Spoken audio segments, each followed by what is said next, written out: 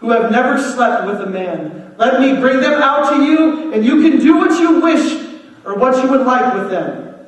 But don't do anything to these men, for they have come under the protection of my roof."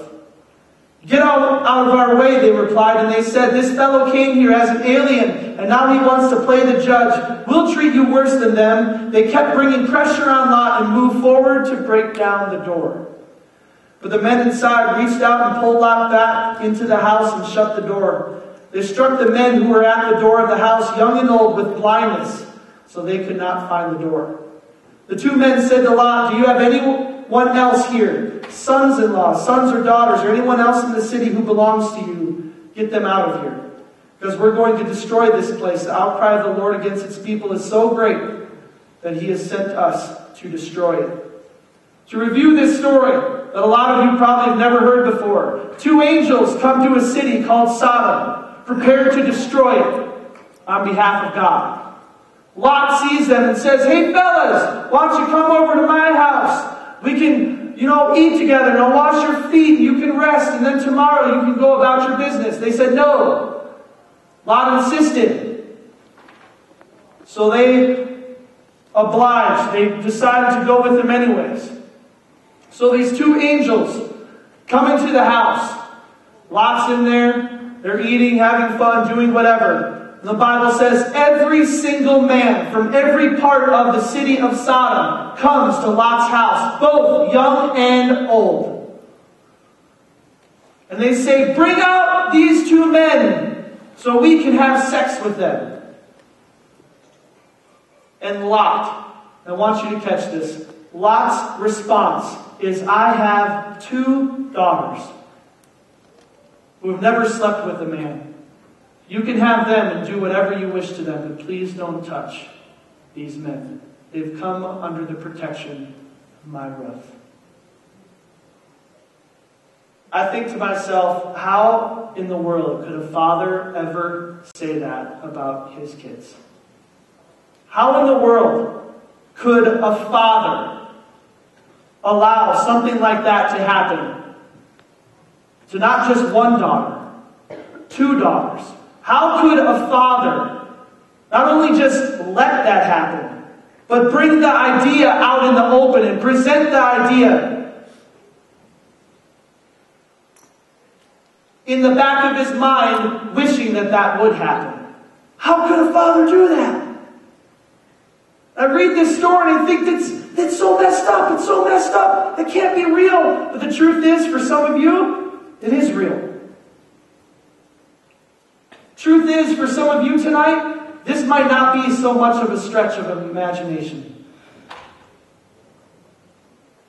because it's closer to home than you wish. Home is supposed to be a place that you're protected, right? Home is supposed to be a refuge. Home is supposed to be a place that you can be safe. And I want you to catch this. Sodom and Gomorrah, the two most evil cities probably ever known to mankind. It's like Vegas on steroids with Amsterdam added to it. That type of thing. As far as I know, there has never been a city, even as small as Holdingford, where every single guy came to a house in the whole entire city saying what they said. This place is bad. But I want you again to catch what the father said. These two daughters of his never slept with a man. So to me, these two daughters are living in this horrible place, and yet they've remained pure. They've kept good. They've done the right thing. They haven't succumbed to the rest of the world around them. And yet their father puts them in this position.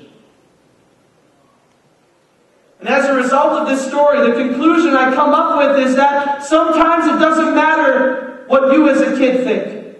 Sometimes it doesn't matter as to what you as a kid do. Sometimes it doesn't matter about the decisions you make, because sometimes your parents make them for you. Sometimes rather than your parents protecting you, they bring harm your way. Again, for some of you, this story is not so far out of reach. And as a result, you deal with this thing called ecophobia.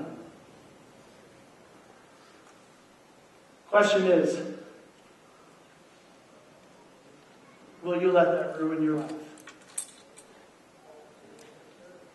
Will you let that ruin your life?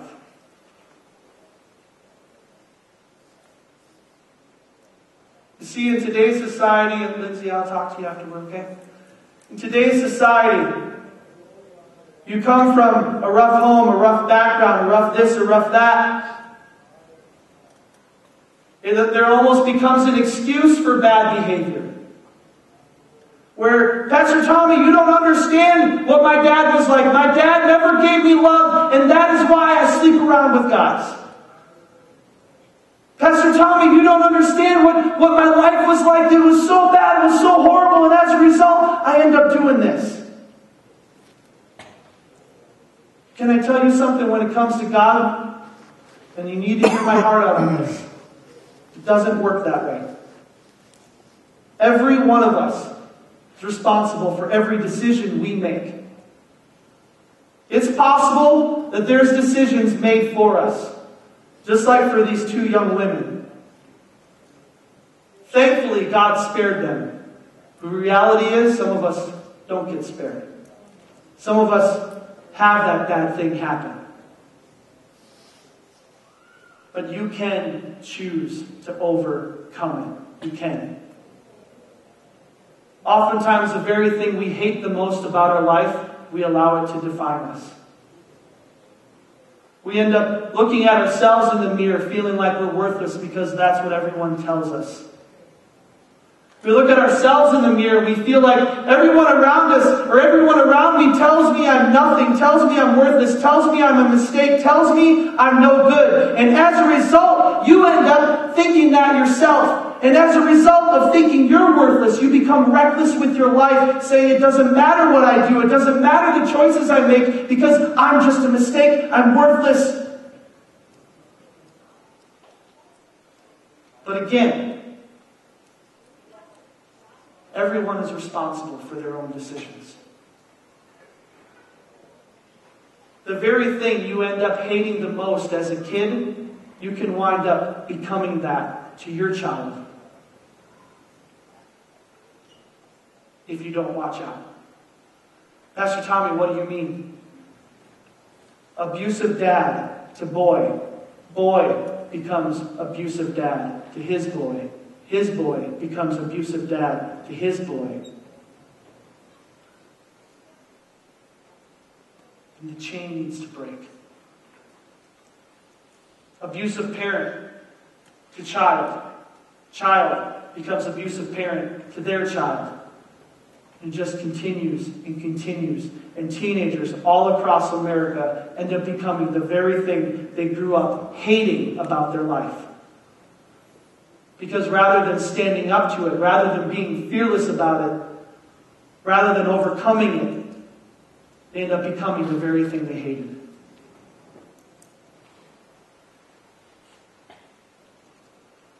Don't let that be you. Don't let that be you. Antoine Fisher ends up going to his mother, telling his mother, I've read books, I've done paintings, I've traveled the world, I've done this, I've done that. And his mother just begins to start crying in the movie.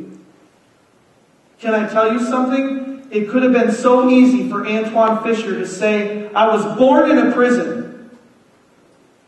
My father died, I didn't even meet him. My best friend was killed the day before I went to boot camp. Life has just been horrible for me. I was abused in the family that was supposed to protect me.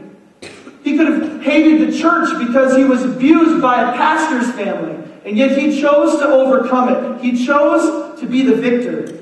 And towards the end of the movie, his psychologist tells him, you won. You've beaten everyone that's beaten you.